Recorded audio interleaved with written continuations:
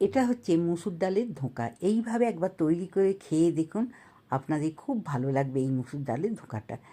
আমি 100 ডাল নিয়ে নিয়েছি, ডালটা ভিজে গেছে একদম শুকনো শুকনো, আমি পেস্ট করে নেব। পেস্ট করা হয়েও গেছে। পেস্টটা আমি কাঁচের বোলে ঢেলে নিলাম। এখন কড়াইতে তেল দিয়ে দিচ্ছি। এই তেলটাতে আমি কালো জিরে হাফ চামচ, গ্রেট করা আদা হাফ চামচ, সামান্য একটু হলুদ, সামান্য একটু কাঁচা লঙ্কা পেস্ট দিয়ে ভালো করে ভেজে নিলাম।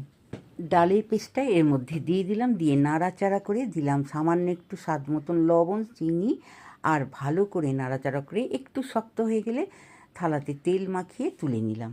ডালটা চিপে নিয়ে বরফি আকারে কেটে নিলাম। এখন কড়াইতে তেল দিয়ে দিয়েছি। তেলের মধ্যে আমি ভালো করে নাড়াচাড়া করে ধোঁকাগুলো ভেজে নেব। ধোঁকাটা ভাজা হয়ে গেছে, আমি প্লেটের মধ্যে এখন তুলে নিলাম।